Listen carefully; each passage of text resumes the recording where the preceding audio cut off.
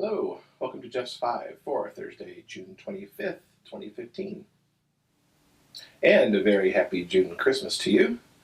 You say you don't know what June Christmas is? Well, it's the concoction of the two guys who run the Serial Time show, which is over on the Serial Time channel. It's become my latest morning obsession. They go live each morning at 7 a.m. UK time, Monday through Friday. And it's 10 to 15 minutes of just some really funny stuff going on. They invented June Christmas because they felt like June kind of needed a holiday, and it happens to fall today, 6 months out from the real Christmas. They were undeterred by the fact that there was already the whole marketing scheme of Christmas in July, and kind of charged forward, making their own holiday.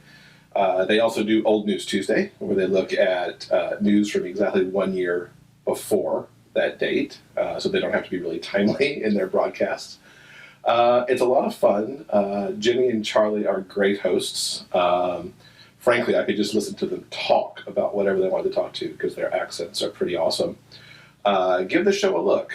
Today's very special June Christmas episode is linked up in the eye icon, and you can check them out every weekday morning. I personally don't have cereal while I watch it. I enjoy their program while I'm having my eggs and toast.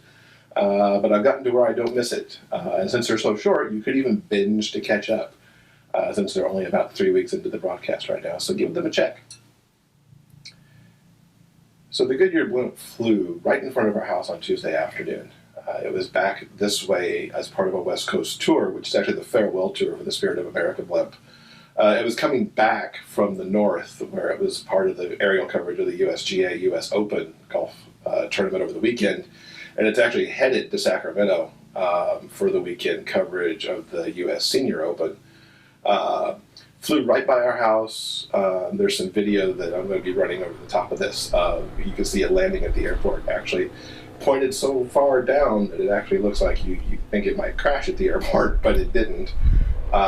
Very cool to see it that close. It was flying really low, as you could tell, and I've never seen one of the Goodyear blimps that low. It's kind of fun to watch that cut right by us yesterday, towards the end of the afternoon. So Will and I listen to a number of author-related podcasts each week. There's Rocket Self-Publishing with Simon Whistler, the Self-Publishing podcast with Johnny, Sean, and Dave. Joanna Penn does a great one. Sell More Book Show with Brian Cohen and Jim Kukral. And we've just gotten hooked on a new one called Author Strong, hosted by Matt Morris and Nancy Elliott. One of the things that's interesting about this one is that while Matt is a published author already and is actually making his full-time income on writing, he's mentoring Nancy, who has not yet published her first work. So in terms of hosts, there's a good kind of give and take as they talk to their guests. In terms of the stuff that Matt already knows, it's getting the guests to talk about, while as Nancy can kind of ask kind of the questions from the more novice author at the same time. It's a very good show. They're actually very ambitious. They do their shows 7 times a week. They are certainly pre-recorded, but they are producing enough episodes to have one new episode go live each day.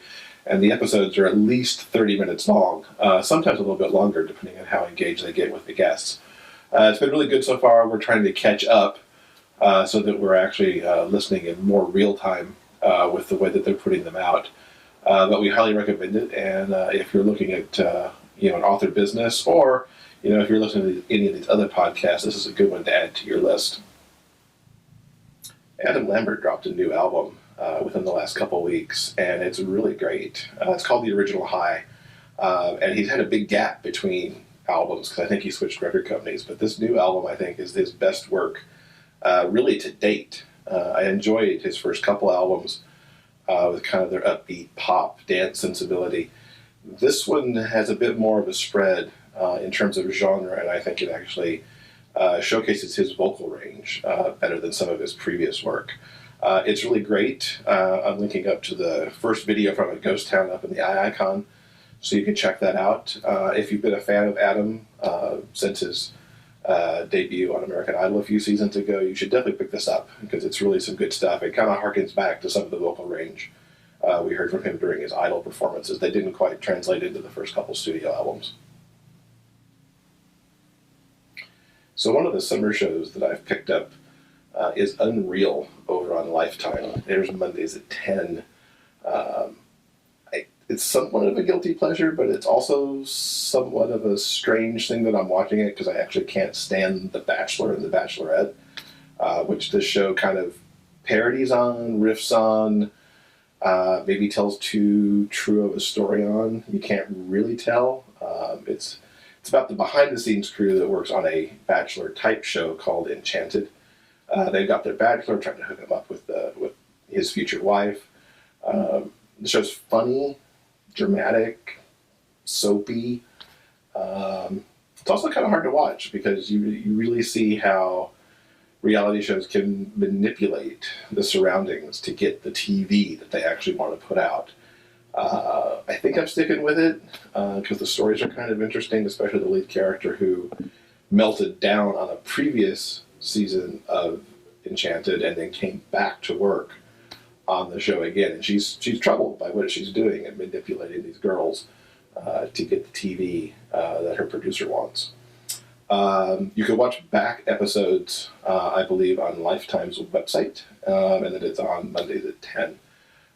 Give it a look, and if you're watching it, leave a comment. I'm curious to know what other people are thinking of it, because it's been very highly acclaimed, but I also find it to be one of the more difficult hours of TV that I watch in a week. So that's it for this week's Jeff's 5. Thanks for coming to hang out for a few minutes.